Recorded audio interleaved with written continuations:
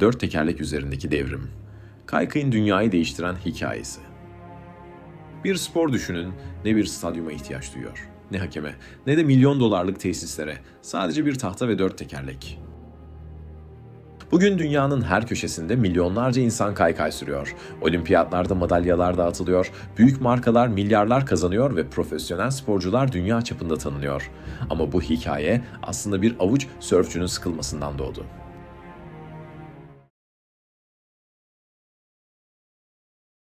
...1950'lerin sonu Kaliforniya. Amerika'nın batı kıyısında gençler okyanusun ritmiyle yaşıyordu. Dalgalar yükseldiğinde sörf tahtaları suya iniyor, güneş batana kadar mücadele sürüyordu. Ama deniz her zaman cömert değildi. Bazı günler dalga yoktu ve dalga olmadığında gençler karada yapabilecekleri bir şey arıyordu. Birileri eski paten tekerleklerini ahşap tahtalara monte etti. Kimse bunun bir sporun doğuşu olduğunu bilmiyordu. Onlar sadece sörf hissini karaya taşımaya çalışıyordu. Adını da buna göre koydular. Sidewalk surfing, yani kaldırım sörfü. İlk kaykaylar bugünkü modellerden çok uzaktı. Ağır, dengesiz ve tehlikeliydi. Ama gençler için önemli olan mükemmel ekipman değildi. Özgürlük hissiydi. 1960'ların başında kaykay çılgınlığı Amerika'ya yayıldı. İlk yarışmalar düzenlendi, ilk dergiler basıldı, ilk profesyonel ekipler kuruldu. Bir anda herkes kaykay sürmek istiyordu. Ancak yükseliş kısa sürdü çünkü teknoloji henüz hazır değildi. Sert metal tekerlekler küçük bir çakıl taşında bile kontrolden çıkıyordu. Kazalar arttı, yaralanmalar çoğaldı, şirketler iflas etmeye başladı. Birçok kişi kaykayın geçici bir moda olduğunu düşünüyordu. 1970'lerin başında kaykay neredeyse tamamen unutulmuştu. Ama bazen bir sporun kaderi tek bir icatla değişebilir. Frank Nosworthy isimli genç bir girişimci poliüretan tekerlekleri kaykay dünyasına tanıttı. Bu küçük değişiklik her şeyi değiştirdi. Kaykaylar artık daha hızlıydı, daha akıcıydı, daha güvenliydi ve en önemlisi artık sınırları zorlayabiliyorlardı. Tam da o dönemde Kaliforniya'yı büyük bir kuraklık vurdu. İnsanlar yüzme havuzlarını boşaltmaya başladı. Boş havuzlar kısa sürede terk edilmiş beton çanaklara dönüştü. Çoğu insan için işe yaramaz yapılardı. Ama kaykaycılar farklı düşündü. Bir gün birkaç genç o havuzlara girdi ve tarihin yönü değişti. Onların adı Z-Boys'tu.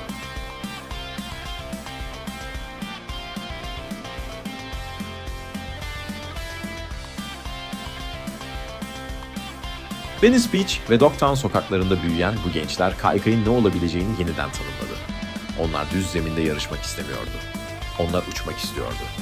Havuz duvarlarında yükseliyor, yer çekimine meydan okuyor ve daha önce görülmemiş hareketler yapıyorlardı. Kaykay ilk kez asi bir kimlik kazandı.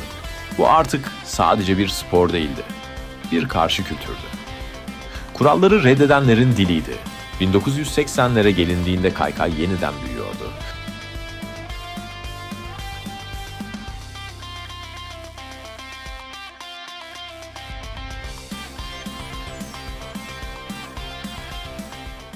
Ve o yıllarda tarihin en önemli figürlerinden biri sahneye çıktı. Tony Hawk. İlk bakışta kimse onun bir efsane olacağını düşünmezdi. Zayıf bir çocuktu. Sosyal değildi.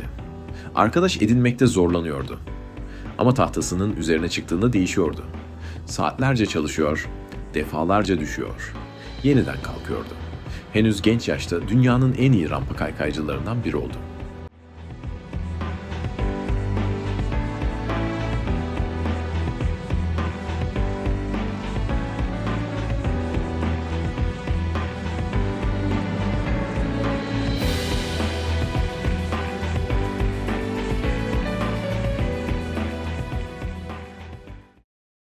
Ancak kaykayın asıl devrimi 1990'larda yaşandı.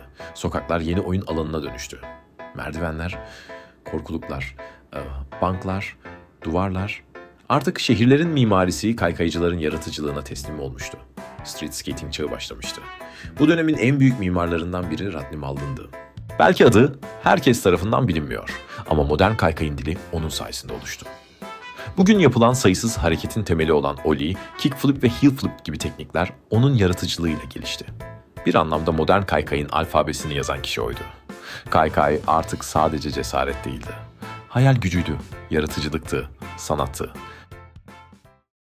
2000'li yıllarda internet her şeyi değiştirdi. Artık dünyanın herhangi bir yerindeki genç bir kaykaycı, Kaliforniya'daki bir videoyu aynı gün izleyebiliyordu. Kaykay küreselleşti. Brezilya'dan Japonya'ya, Fransa'dan Türkiye'ye, her yerde yeni nesiller ortaya çıkıyordu.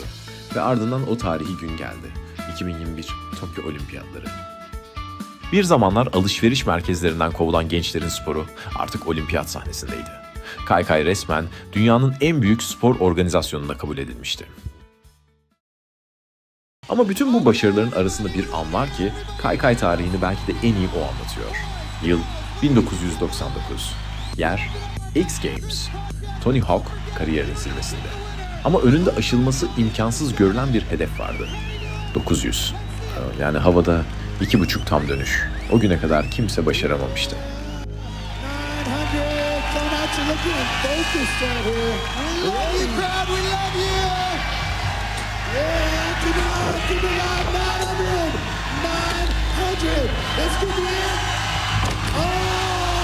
Defalarca denedi. Düştü. Tekrar denedi. Yine düştü.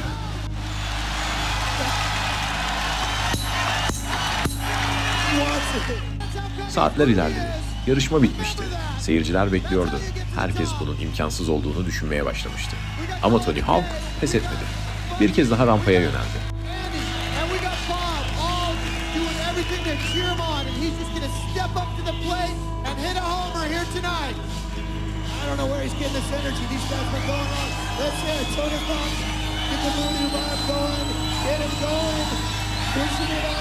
Everybody picture it. Here we go.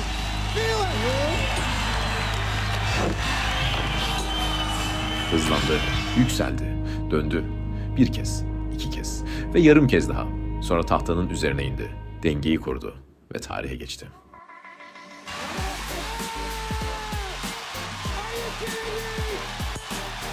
O an sadece bir hareketin başarıldığı an değildi. Kaykay kültürünün özünün kanıtlandığı andı. Çünkü kaykay hiçbir zaman kusursuz olmakla ilgili olmadı. Kaykay düşmekle ilgilidir. Defalarca düşmekle, sonra yeniden kalkmakla. Bu hareket onlarca yıl geçmesine rağmen hala milyonlarca insanı etkiliyor. Çünkü herkes hayatının bir yerinde düşer ama herkes yeniden kalkamaz. Kaykayın öğrettiği şey tam olarak budur. Tahta kırılabilir. Dizlerin yaralanabilir. İnsanlar başarısız olacağını söyleyebilir. Ama yoluna devam edersen, bir gün sen de kendi 900 anını yaşayabilirsin. Şehir uyurken onlar sokaklardaydı. Yaralandılar, kovalandılar, başarısız oldular ama durmadılar. Çünkü bazı insanlar dünyaya olduğu gibi bakmaz. Onu yeniden şekillendirir. Bir merdiveni rampa, bir korkulu meydan okuma, bir sokağı ise özgürlük olarak görürler. İşte kaykayın hikayesi budur. Betona karşı değil, betonla birlikte yazılmış bir devrim.